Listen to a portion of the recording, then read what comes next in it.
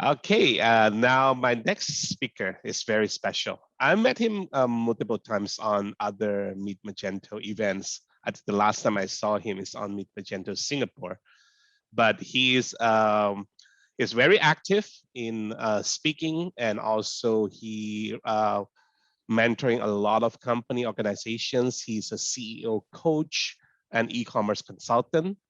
He also have a company called Ecom Kita. All right, I would like to welcome Mr. Vatsal Shah.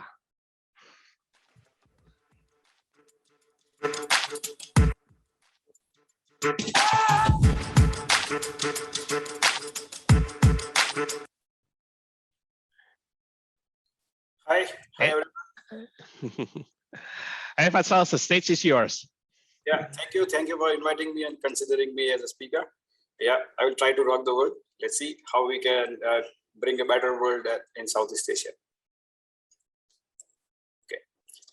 I hope everybody can see my screen now.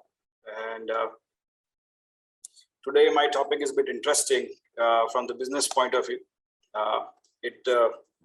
If you look at this from the merchant's angle, you will find that, okay, what are the steps one should take care or consider while riding the growth wave? And if you are thinking from the SI point of view or tech partner point of view of Magento or Adobe, you can look at that, okay, what are the points you can recommend to your clients or your prospects so that they can flourish in Asia? So I will be talking about the true needs one should look at to grow in a digital wave in Asia. I'll give you my brief introduction. I'm a CEO coach at Pragmatic Consultancy. I run CEO programs where they find their next destination, or you can say create their vision for life. As an enthusiast in e-commerce, I keep on running a blog called Ecom Kita, and we share our views. So far, the count states says that I have 6,400 people trained in person, 184 CEOs coach. Interestingly, if you look at, I have been as an entrepreneur and ran a couple of e-commerce businesses. So I understand the pain of business owner, at the same time, the emotions of business owner. So that, I understand the ups and downs that entrepreneur goes through mine. And those points I will try to cover today. I'm also a committee member in Magento Association, and I think one of the few people who represent Asia in Magento Association committees. And I'm a frequent talker in India, Singapore, and this year, Indonesia as well. Going back to the topic, today I'll talk about riding the digital wave in Asia, which includes big size economies, which is China, Southeast Asia, and India, where I am talking from. So if you look at this, I will go for the quick background so that we can understand how it's functioning. So if you look at the market, we are talking about the largest population available on Earth. So if you look at China plus India plus Southeast Asia, these are the three biggest population on Earth. Emerging business is happening because of the middle class is embracing the digital wave. If you look at from the country I'm talking, I have seen people who are above 50 or 60 adapting a digital wave and ordering things online, thanks to the pandemic. Due to increase of affluence, I would say double income, no kid groups, DINKs, and a lot of internet access available, people have started buying online instead of visiting retail stores. There are multiple reasons behind it, but this has caused a battleground for the companies, retailers, manufacturers, that they have found a new battleground called digital space. Now all are in a chase of acquiring the digital space and riding on this growth wave. If you look at specifically in India, if you look at the next billion users, if you want to buy, you have to find, okay, which are the buyers available. And if you look at all the big companies like Amazon, or you can say top 10 rich people on earth, they are eyeing Asia as their next destination to grow their business. Specifically in India, you can see that out of top 10, 3 people or 4 people eyeing business. So you can see it's a huge playground available. MSMEs, SMEs, retail chains, and enterprises all are considering digital transformation at their own scale. So some people will invest a bit, some people will invest more, but all are eyeing for changing something inside the company. Permanently, they are shifting customer journey they have or the customer engagement they have, and they are looking forward that, okay, how they can accommodate customer digitally. So it leads to one point we have to understand is the bigger the size, bigger the complexity, and the bigger the potential. I have personally been to Indonesia, Bali, Southeast Asia like Thailand, Malaysia, Singapore, and I stay in India. I have seen that vernacular languages are at play. So you will be surprised to understand that Amazon has to launch a vernacular language-based search in their app to run business in India. Look at the size of complexity we are dealing with and the size of the market and the logistic challenges we are having. But I can see that Southeast Asian companies and I would say Indian companies have done amazingly well in last 5 years, where we can see the huge potential is there, but still we are yet to discover more potential. I happen to read a report which is produced by Bain & Company, which is a consulting firm, which is in top 5 consulting firm on earth. And they did this survey along with Facebook. And they did a survey with more than 13,000 people across Southeast Asia, the major 6 countries. And they found that digital spending is supposed to grow by 3.2 times. So if we look at if it is $1 billion, it is going to be $3.2 billion. So I'm just giving you an analogy to understand that the size of market we are going to have by 2025. Looking at all these things, 2 things comes into the picture. As an entrepreneur, I will have a greed that, okay, I want to ride this wave, I want to grow faster. At the same time, I will have a fear that am I spending at the right place or on the right technology, or I'm adapting right things at the right time or not? Because this is going to decide whether I'll be in profit or I'll get into the soup. But yeah, growth is there for sure. So it is certainly a promising number. We should look at or consider it. If you look at some of the insights, so before going into the more tips, I will first cover the insights about the consumer behavior we are seeing in Asian countries. So people have started discovering things digitally. I don't mind sharing on internet right now on the public podium that our telephones listen to us.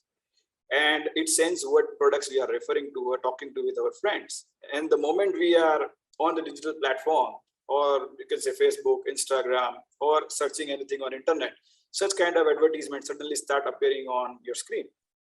It is not a coincidence. It is targeted advertisement coming in. That is where the personalization coming at the play. That is where the AI coming into the play and ML coming into the play. So humans are not listening to you, but systems are. And based on that, they are routing the products on your screen. So it has been said in the survey, which was written by the Facebook, said 50% or more customers see your product first on social media than in the real world. So for example, 2 days back, I was talking about socks, men's socks, and suddenly there was an Instagram feed coming in, which was talking about a pack of men's socks, which is designer socks, which is you can wear in the different occasions. So there is no wonder that media is sensing us, and we are discovering the products first on social media, not in the real world. Still, I would say this exact number is 54%. So still 46% products we find in the real world. So there is a coexistence of both, but 54% is nothing to, it's not something to look over. So we have to consider it well.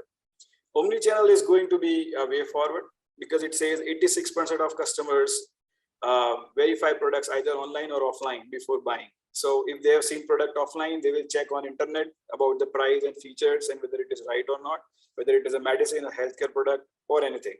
Similarly, opposite, if people have seeing things online, they go and verify in the store that whether things are fine or not, or I'm going to get after sales services or not. So big brands have started going omni-channel. If you look at in India, a company like Reliance, which is one of the richest guy on earth, he has taken a grocery business or retail business at a different scale. He first made people addicted to the internet, and now with the JioMart facility, he is delivering groceries within 5 hours if you are staying into the particular periphery of the store. So amazing revolution, you can say, finding products and getting delivered in 5 hours. It's amazing. Managing last mile delivery in 5 hours is amazing to achieve. If you look at the market, it is fragmented. And because of that, there is no particular leader. So there is a space for everyone to grow. It also says that the winning customer loyalty is expensive here.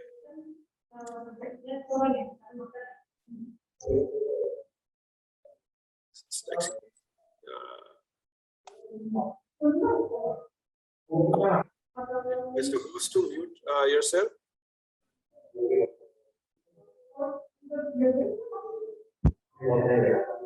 Done. Guys, sorry, let me mute them. Just Yeah, thanks. So if you look at the market as a fragmented market, what happens is we are supposed to look at there is a room for everyone to win. At the same time, it points that there is tough game to win the customer loyalty.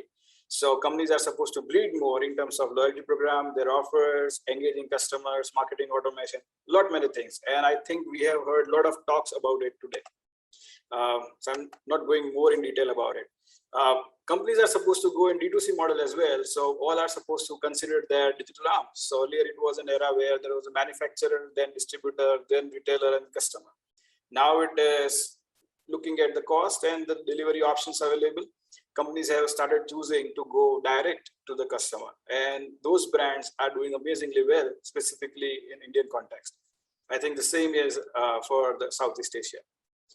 We have a huge potential to grow as a business because if you look at the market size, online orders available in USA and China, India or Southeast Asia is yet to reach to that number. So what I can see is there is a huge gap where we can conquer the more market and make more money for sure.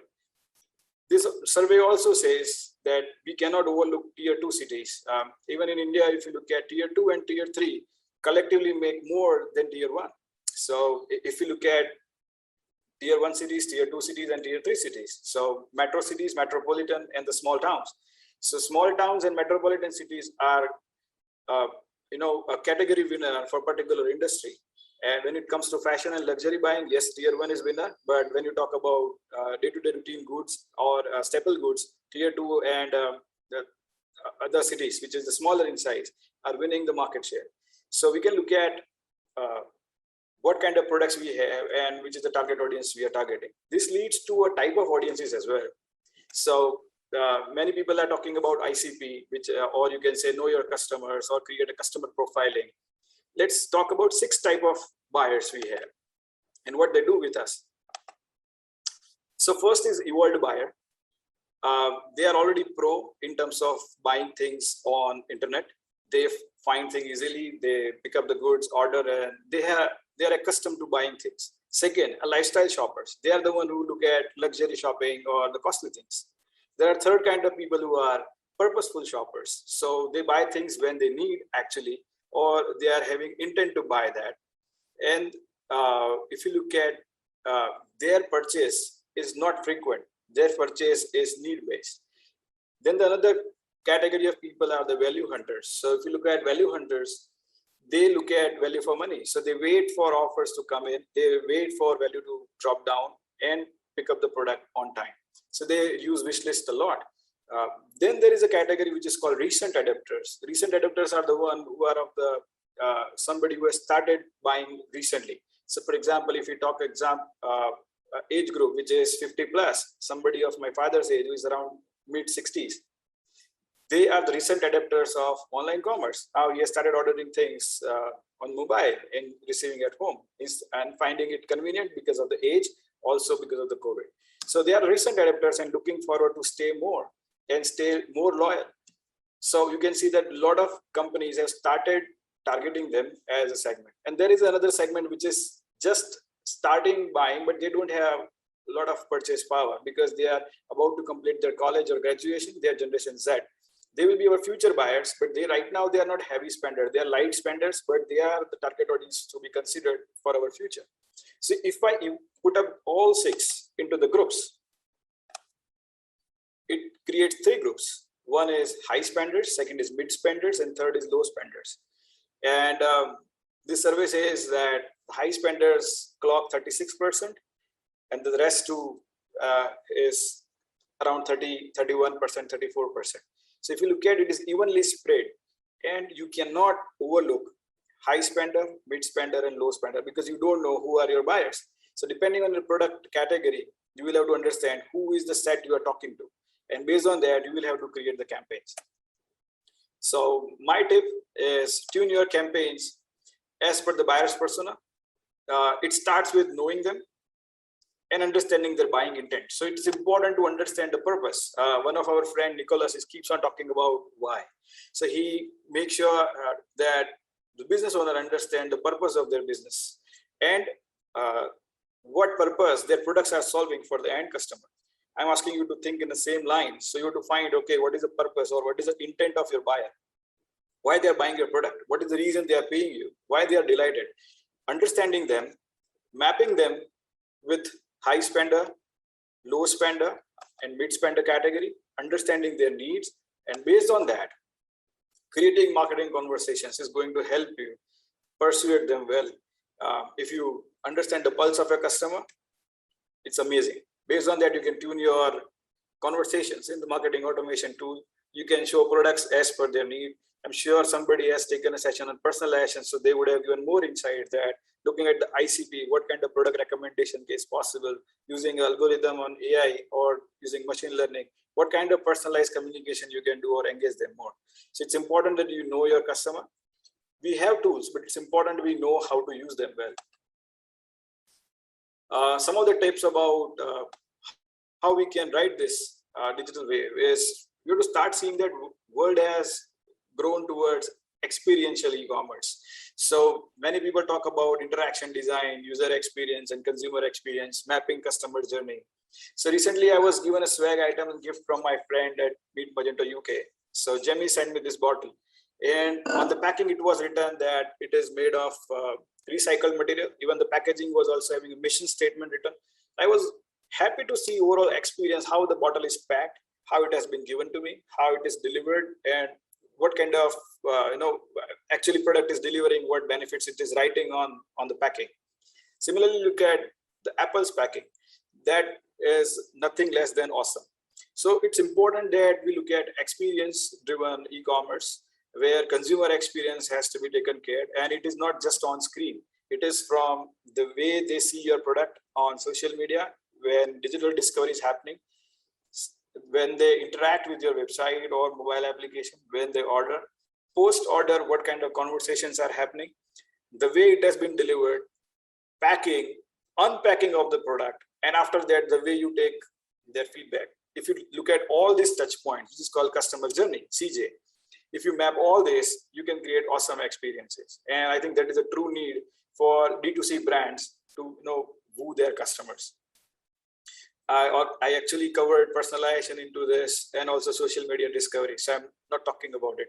But yes, recently I have seen that people, instead of finding on Google search, I have seen people searching products on Amazon search in India. I think the same you must be doing with Lazada and the prominent sites in your territory or in your country. So I have seen that people have started finding products on marketplaces, on social media, instead of finding on the Google. So you have to start seeing, okay, what is the role they have to play? You have to start seeing the endorsement of your products by the users and influencers. So I always, when I talk about it, I talk about one fascinating site, which is called tail.com. It is a prominent site for pet food category in UK and US. The way they show happy dogs or cats after eating the products delivered, they have Insta thread going on. They have customer writing back the testimonials, and dogs eating the food and the packaging which they deliver. It is a very good example where actually pet lover will like a lot, and they will consider looking at them. They will consider that, okay, I want to order product from tail.com. So it's important that endorsement from the user is important, and also from the influencers. I have seen when you talk about SaaS products, or if you are selling online services, it's important that right influencers talk about your product and services, so that you get more footfalls on your site, or you can say more visitors, and you get more conversion. And endorse users, or the people who are coming from the social proof, are having higher probability to purchase. So always keep in mind that it is a mandatory thing. It's not good to have thing. It is must have thing. You are supposed to also look at your brand story, whether you are able to connect your brand story with customers or not. Because if we again go back to the purpose or start with why, so there are some reasons that people go for the brand loyalty, or they have something which is a hidden advantage in their mind, which connects them to a particular brand, and they keep on buying the same product again and again. So it's important you connect your story or brand story with purpose and communicate back to the customer at each possible touch points. They love it.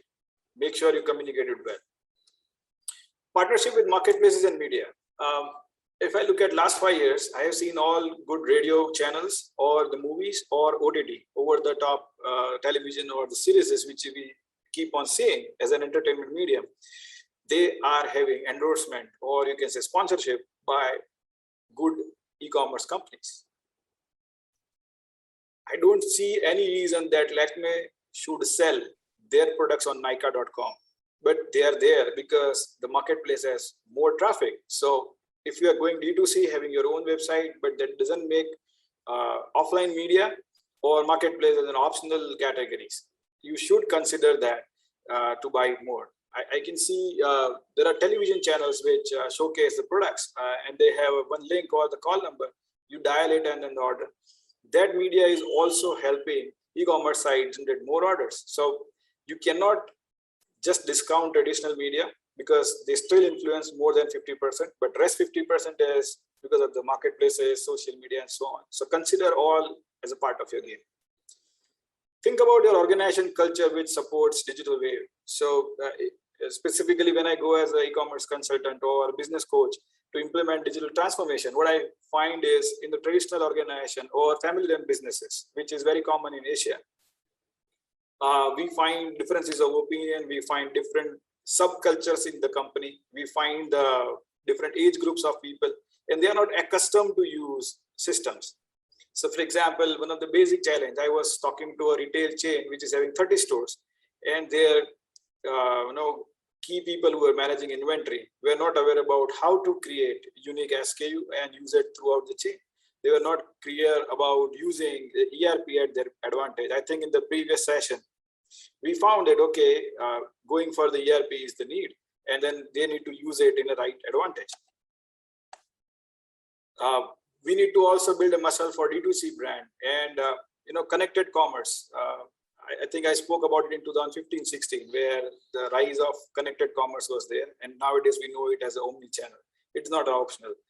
Many stores have adapted online-offline combination, and pricing is always there, but pricing is not the only order winner you have. So it is going to bring you some orders, but it is not going to bring loyalty. So think about it. Discounts get you orders, but not the loyalty. We have 6 players who can help us doing it well, which is funding companies and investors, tech providers, a lot of tech providers here, marketing companies, logistics companies, universities, business coaches, government, and business itself. So what we need is better regulation to grow and flourish. It is sad that many companies are supposed to register themselves in foreign countries to get advantage, or you can say to pass through some regulations. So I think Asian countries are supposed to be more friendly towards e-commerce. We need talent from the colleges. So if somebody is from academia, please listen to this. We don't have masters or bachelor's students coming out or graduate students coming out for e-commerce. Please prepare an army for it. We need readiness as a business. We need capital to bleed on marketing, and we need overall culture to embrace the digital wave. The way forward, I will go quickly in 5 minutes. We have to look at MVP execution. So there are a lot of things we look at as a mobile app, BI tool, B2B tool, PW, enterprise. We cannot have all together. As a business owner, you are supposed to go lean. You have to go into the MVP model, do things which is as per your budget and as per your plan, and spend more on marketing. You can eat elephant, but in pieces, remember that. Evolve with the time. Second, you need a hybrid team. So you need expert consultants like me, and you need in-house team which can run your day-to-day operations, because you cannot have expert on board full-time easily, because we are running short of talent. So have a right balance. We need customer delight from first point to last point. So I would say anything less than wow needs an improvement. So it's important that all touch points which we discuss, from the first prospecting till the customer review, all the touch points needs an improvement, or you can say we can work on customer journey improvement. So process has to be for the customer delight. We need to go pragmatic. I love this word because it's my company's name, But at the same time, we need to go in pragmatic approach. I listen to a lot of startups pitches, marketplaces pitches, or D2C models.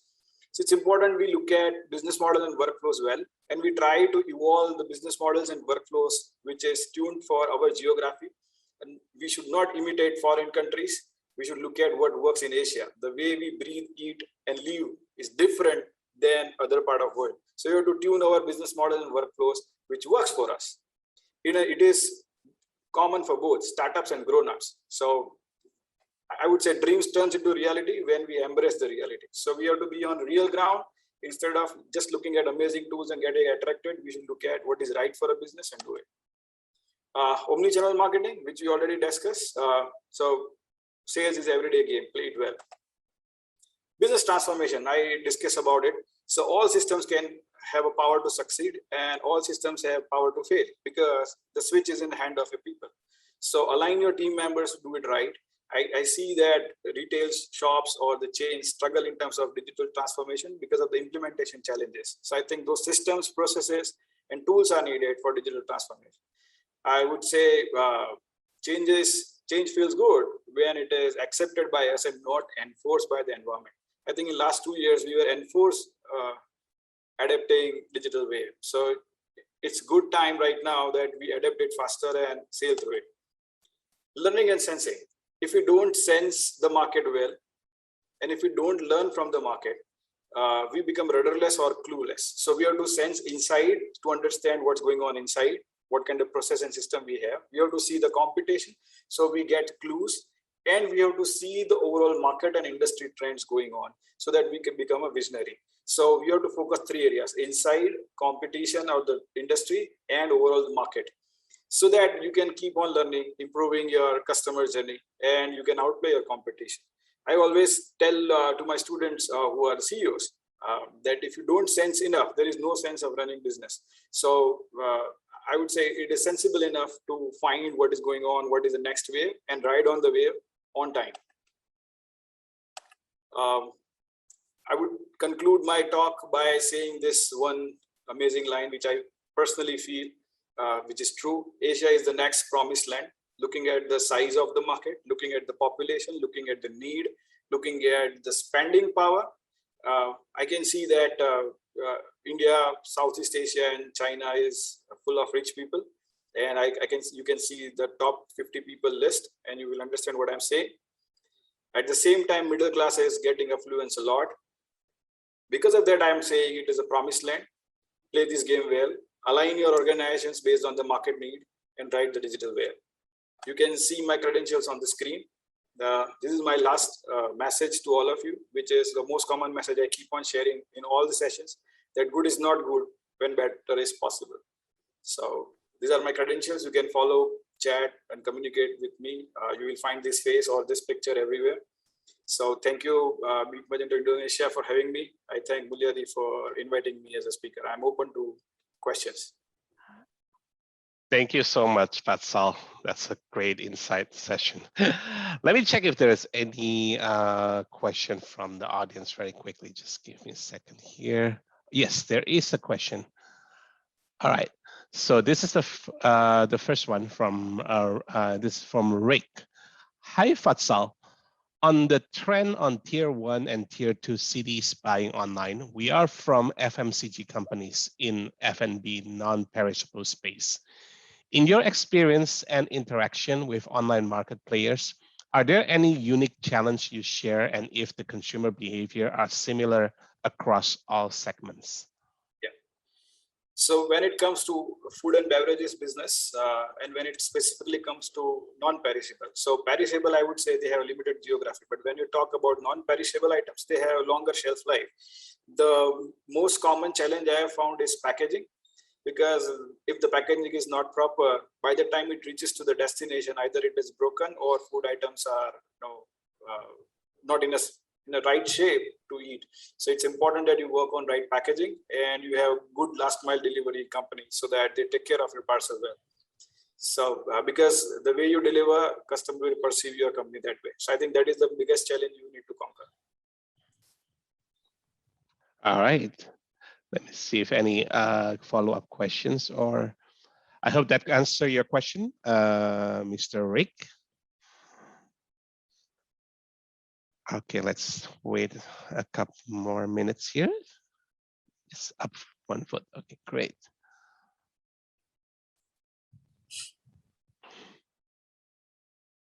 So we wait another minutes before we conclude. Let's see.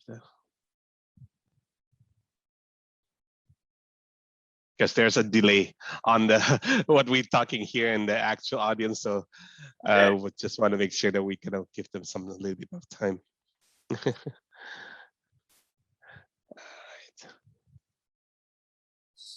And I mean, while waiting, I mean, what any changes, big changes in India that you see? I mean, during the pandemic like this, I mean, India has been really adopting e-commerce quite advanced, right?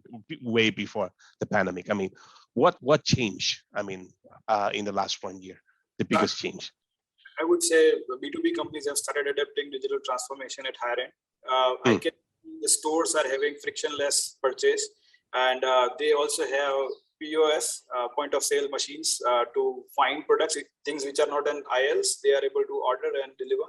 And the surprising thing, people of age group of 60 plus, like my dad's age, they have adapted e-commerce. They were earlier reluctant to buy online, but now they shop online like this. So I can see the huge transformation in terms of ordering pattern and people spending a lot of time on digital. Got it. Yeah, I think that's definitely true. I mean, a lot of the elderly, even like for my generation, still Gen X, it's also a lot of them reluctant in going online in Asia. Right? I think I saw that a lot of shifting and being forced to do that and that to adopt. Right? I mean, so I think that's completely true. Okay, I don't think there's any more questions, Vatsal. So I really thank you for your times and sharing with us. Yeah. I'll see you. Okay, bye-bye.